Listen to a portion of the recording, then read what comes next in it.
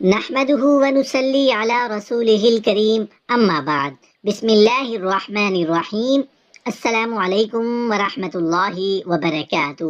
بیوی کے ساتھ بوس و کنار کرتے ہوئے اگر شرم گاہ سے قطرے نکلیں تو کیا غسل فرض ہوگا یا نہیں؟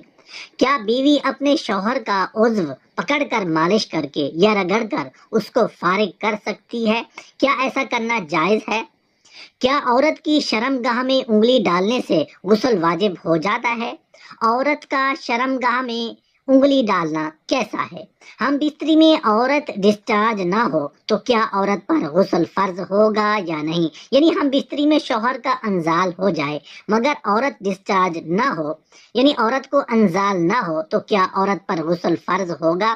یعنی میاں بیوی نے ملاقات کی، یعنی ہم بستری کی، میاں کا مقصد پورا ہوا یعنی ڈسچارج ہوا، مگر بیوی کا مقصد یعنی عورت کی منی خارج نہیں ہوئی، تو اس سے عورت پر غسل فرض ہوگا یا نہیں؟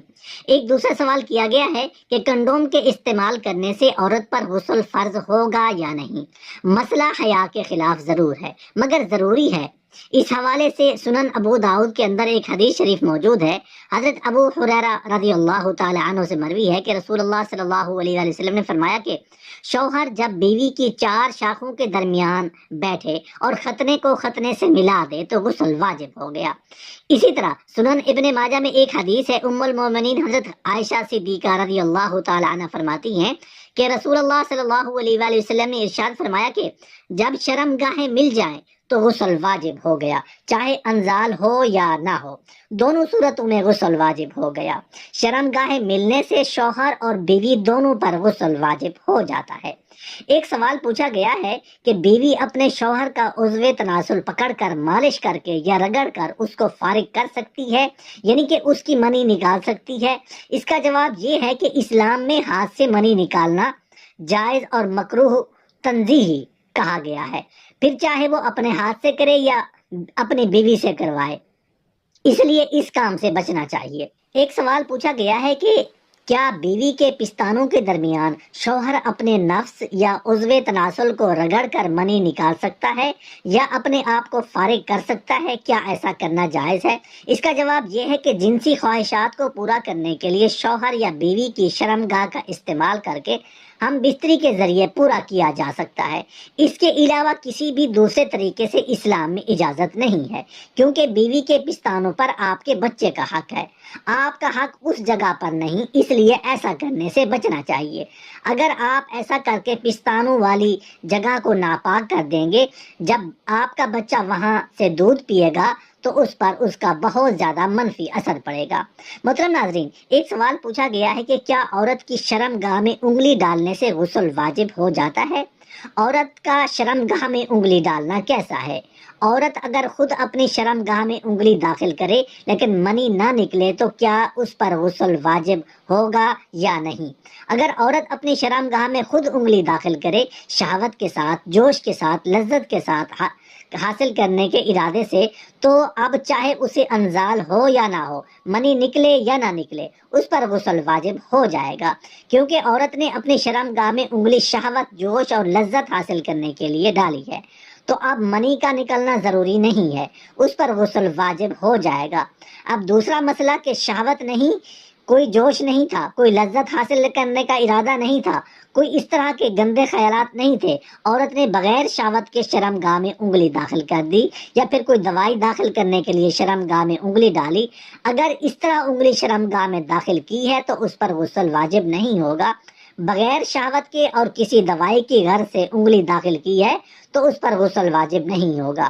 اسی طرح اگر عورت نے خود شہوت، جوش اور لذت حاصل کرنے کے لیے شرم گاہ میں انگلی ڈالی یا پھر شوہر نے جوش کے ساتھ، شہوت کے ساتھ لذت حاصل کرنے کے لیے عورت کی شرم گاہ میں انگلی ڈالی، تب بھی اگر عورت کو انزال ہو یا نہ ہو، منی نکلے یا نہ نکلے، تب بھی عورت پر غسل واجب ہو جائے گا۔ دونوں صورتوں میں، چاہے عورت خود انگلی داخل کرے یا شوہر بیوی کی شرم گاہ میں انگلی داخل کرے، جوش، شہوت اور لذت کے ساتھ داخل کرے گا تو عورت پر غسل واجب ہو جائے گا، بغیر کسی لذت، بغیر کسی شہوت اور جوش کے انگلی داخل کی اور اگر منی نکل آئی، انزال ہو گیا، اب تو اس پر ہر صورت میں غسل واجب ہو گیا۔ اگر شہوت کے ساتھ انگلی داخل کی ہے اور انزال ہو یا نہ ہو، پھر بھی عورت پر غسل واجب ہو جائے گا۔ محترم ناظرین، ایک سوال کیا گیا ہے کہ اپنی بیوی یعنی اہلیہ سے بات کرتے ہوئے بعض مرتبہ ایسا ہوتا ہے کہ شرمگاہ سے سفید پانی کے قطرے نکلتے ہیں، تو کیا اس صورت میں غسل فرض ہوگا یا نہیں ہوگا؟ بیوی کے ساتھ بات کرتے ہوئے غلط قسم کی تصویر پر نظر پڑ جانے سے یا ذہن کے اندر غلط قسم کے خیالات آ جانے سے عام طور پر ان صورتوں میں انسان کی مزی خارج ہوتی ہے، منی خارج نہیں ہوتی۔ مزی کے خارج ہو جانے سے صرف وضو ٹوٹتا ہے، غسل فرض نہیں ہوتا۔ ہاں، اگر منی بھی خارج ہو جائے تو غسل فرض ہو جائے گا۔ بہت سارے لوگوں کو مزی اور منی کا فرق معلوم نہیں ہوتا۔ مزی اس پانی کو کہتے ہیں جو شہوت کے وقت شرمگاہ کے سرے پر لیس دار چپکتا ہوا پانی نمودار ہوتا ہے، اسے مزی کہتے ہیں۔ اس کے خارج ہونے سے صرف وضو ٹوٹتا ہے، غسل فرض نہیں ہوتا۔ منی اس پانی کو کہتے ہیں جو شہوت کے ساتھ لذت، جوش اور ٹپک کے ساتھ شرمگاہ سے جو پانی خارج ہوتا ہے اسے منی کہتے ہیں۔ اس کے خارج ہو جانے سے غسل فرض ہو جائے گا۔ اب یہ آپ کے علم میں ہے کہ آپ کی مزی خارج ہوئی ہے یا منی۔ اگر مزی خارج ہوئی ہے تو وضو ٹوٹ جائے گا، غسل فرض نہیں ہوگا۔ اگر منی خارج ہوئی ہے تو غسل فرض ہو جائے گا۔ دوسرا مسئلہ کہ اگر مزی خارج ہوئی ہے اس سے تو وضو ٹوٹ گیا، اس سے کپڑے بھی ناپاک ہوں گے یا نہیں؟ علماء کرام اس کے بارے میں بیان فرماتے ہیں کہ یہ نجاست غلیظہ ہے۔ اگر یہ 1 درہم سے کم ہے تو اس کا دھونا سنت ہے۔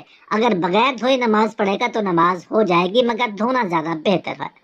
اگر یہ 1 درہم کے برابر ہے تو پھر اس کا دھونا واجب ہے، بغیر دھوئے نماز پڑھے گا تو اس کا نماز کا لوٹانا پھر ضروری ہوگا۔ اگر 1 درہم سے زیادہ ہے تو پھر اس کا دھونا فرض ہے، بغیر دھوئے ان کپڑوں کے ساتھ نماز پڑھے گا تو نماز ہی نہیں ہوگی۔ تیسرا مسئلہ کہ مزی جسم کے جس حصے پر لگ جائے کیا اس حصے کو دھونا ضروری ہے؟ اس حوالے سے ایک حدیث مبارکہ بیان کرتے ہیں۔ حضرت علی المرتضیٰ رضی اللہ تعالیٰ عنہ کے ساتھ یہ معاملہ پیش آتا تھا کہ آپ طاقتور اور جوان تھے، تو آپ کے جوش کی وجہ سے مزی خارج ہوتی تھی۔ آپ رسول اللہ صلی اللہ علیہ وسلم سے ڈائریکٹ یہ مسئلہ پوچھنے میں شرم محسوس کرتے، اس لیے آپ نے اپنے دوست حضرت مقداد سے کہا کہ یہ مسئلہ رسول اللہ صلی اللہ علیہ وآلہ وسلم سے دریافت کریں۔ تو حضرت مقداد رضی اللہ تعالیٰ عنہ نے رسول اللہ صلی اللہ علیہ وآلہ وسلم سے یہ مسئلہ پوچھا، تو آپ صلی اللہ علیہ وآلہ وسلم نے ارشاد فرمایا کہ جس کے ساتھ یہ معاملہ ہو، مزی خارج ہو، تو وہ شرمگاہ کو اچھے طریقے سے دھو لے اور جس جگہ پر مزی لگی ہے کپڑے کے اس حصے کو دھو لے اور ساتھ وضو کر لے، تو اس کے لیے یہی کافی ہے، اس کے لیے غسل کی ضرورت نہیں ہے۔ اس حدیث مبارکہ میں بیان کیا گیا کہ جسم کے جس حصے پر مزی لگی ہے اس حصے کو دھونا بھی ضروری ہے، اور کپڑے کے جس حصے پر مزی لگی ہے تو کپڑے کے اس حصے کا دھونا بھی ضروری ہے۔ اس کے بعد وضو کر لے، یہی کافی ہے، غسل کرنے کی ضرورت نہیں ہے۔